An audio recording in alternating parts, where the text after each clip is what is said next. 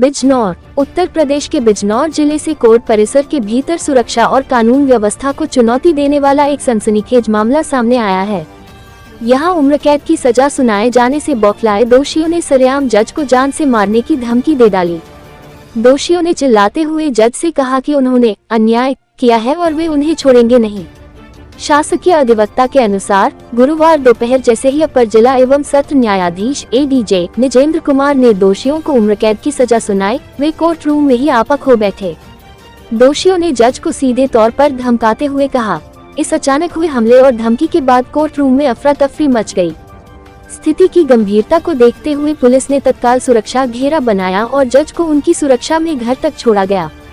खुद को और स्टाफ को खतरे में पाकर एडीजे निजेंद्र कुमार ने इस मामले की लिखित शिकायत की है।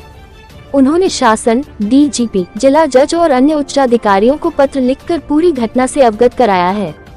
उन्होंने पत्र में मांग की है कि कोर्ट रूम और न्यायिक अधिकारियों की सुरक्षा बढ़ाई जाए ताकि वे बिना किसी भय के कार्य कर सके। धमकी की इस घटना के बाद पुलिस प्रशासन अलर्ट मोड पर है। बिजनौर कोर्ट परिसर की सुरक्षा को पहले के मुकाबले काफी कड़ा कर दिया गया है।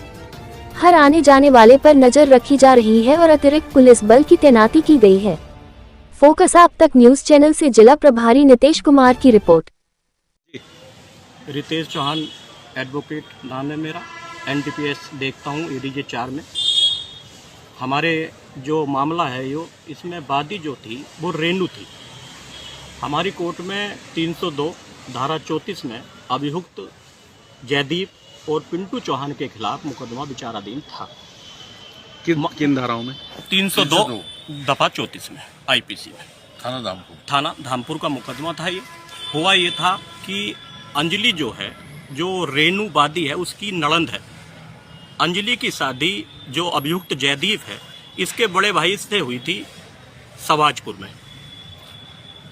परिवार के संबंध में इन पर अंजलि ने काफी मुकदमे चले हुए थे। 498 वगैरह का भी चल रहा था और 406 का भी।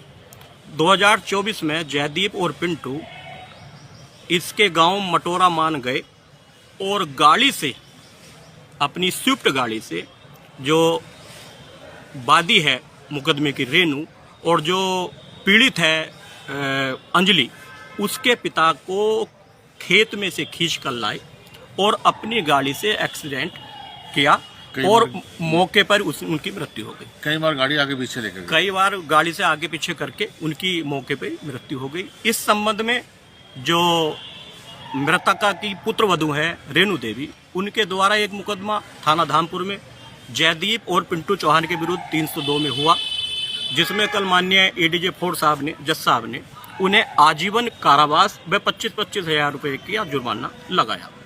सजा सुनाने के बाद माननीय एडीजे 4 साहब, जज साहब उठकर अपने विश्राम कक्ष में चले गए तो अभियुक्तों द्वारा दोनों को जान से मारने की धमकी, अपशब्द उनके बारे में कहा गया, जो कि बहुत ही न्यायपालिका के एक अधिकारी के ऊपर अशोभनीय टिप्पणी है। उसकी बहुत घोर निंदा करते हैं और भविष्य में ऐसा कोई आगे को अभियुक्त ऐसा कोई काम ना करे जिससे न्यायपालिका पे कहीं प्रश्नवाचक चिन्ह लगे। अरे, जिन जज साहब को ये धमकी मिली है, क्या उन जज साहब ने अपनी सुरक्षा के लिए कोई पत्र लिखे हैं क्या? एसपी महोदय को पिछले साल एक पत्र एसपी महोदय को दिया था एडीजे 4 साहब ने, तो उनके द्वारा, एसपी साहब के द्वारा, जहां पर आवास है जज साहब का, वहां पर सुरक्षा मिली हुई थी जज साहब को। और जो यहाँ चौकी पर वो है, क्या नाम है, जो पुलिस चौकी है यहाँ यहाँ न्यायालय सुरक्षा में, वो पुलिस भी अक्सर आती रहती थी कोर्ट में। और कल भी पुलिस काफ़ी थी, जब जजमेंट हुआ तो पुलिस काफ़ी सुरक्षा व्यवस्था में। क्या पुलिस के सामने ही जज साहब को धमकी दी गई? पुलिस थी, लेकिन जो क्योंकि गाली गलौज या धमकी जो अंदर कोर्ट रूम में दी गई थी, पुलिस बाहर खड़ी थी।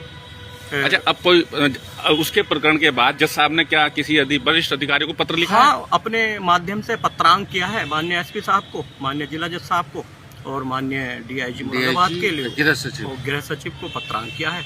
अब उस पत्रांक में क्या है वो माननीय जज साहब बता पाएंगे।